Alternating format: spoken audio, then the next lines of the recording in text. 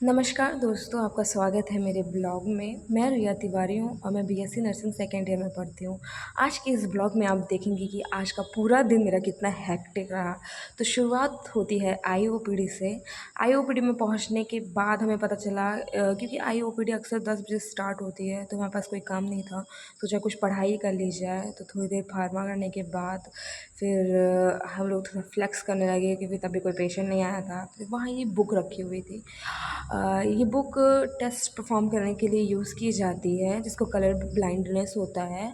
इसमें ऐसे difference type के कलर्स के ऐसे डॉट डॉट रहते हैं, उसमें नंबर्स रहते हैं, किसी में भी नहीं रहते हैं, कंफ्यूज करने के लिए। तो हमको पहचानना रहता है कि कौन से नंबर है। तो फिर इसको हम दिखा कर के, अगर पेशेंट को कलर ब्लाइंडनेस रहता है तो ऑब्वियसली वो इसको पहचान नहीं पाएगा।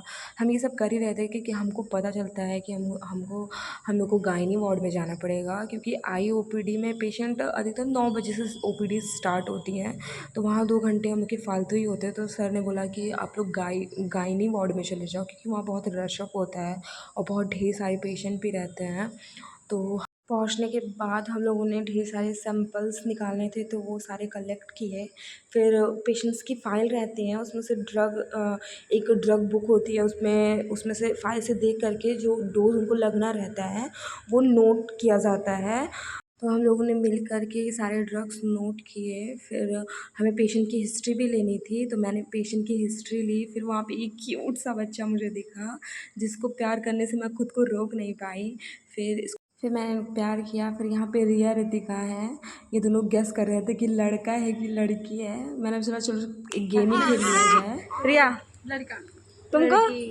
लड़की है। क्या है? बाबू। बाबू दोनों है। लड़का है। लड़का है। समोसा।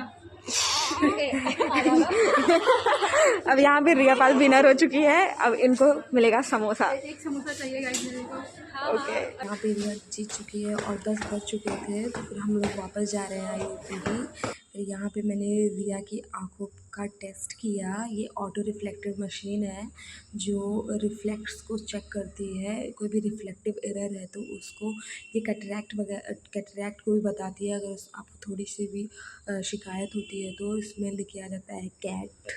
तो फिर मैं इसकी आँखों का कर रही थी। इसको ऑपरेट करना बहुत बड़ा टास्क है, इसको फिक्स करना टारगेट पे। बहुत हिलता डुलता रहता है। तो फिर मैंने थोड़ी सी प्रैक्टिस की। 1 महीने पहले मेरी आईओपीडी में पोस्टिंग हुई थी, तो मैंने 1 दिन में सीखा था। तो फिर मैं थोड़ा चेक करने के बाद फिर हम लोग ऐसे बैठे थे, एक दूसरे से क्वेश्चंस पूछ रहे थे। फिर कुछ देर बाद ये बाबा जी आए, जिनकी आँखों का टेस्ट मैंने किया। इससे मुझे बहुत खुशी हो रही थी। ये मेरे पहले पेशेंट थे जिनका मैं कर रही हूँ, वरना मैंने ऐसे ही किया था। फिर रिया ने बोला कि मैं भी करूँगी, तो वो भी एक पेशेंट का कर रही है, उसने भी किया। फिर छुट्टी हो गई थी और मुझे बहुत तेज़ से भूख लग गई थी। फिर मैंने कोल्ड ड्रिंक और चिप्स लिया और कोल्ड ड्रिंक पीते पीते व्यू को एंजॉय करते करते हम जा रहे हैं हॉस्टल। इसका पार्ट 2 देखना ना भूलें। Bye bye guys.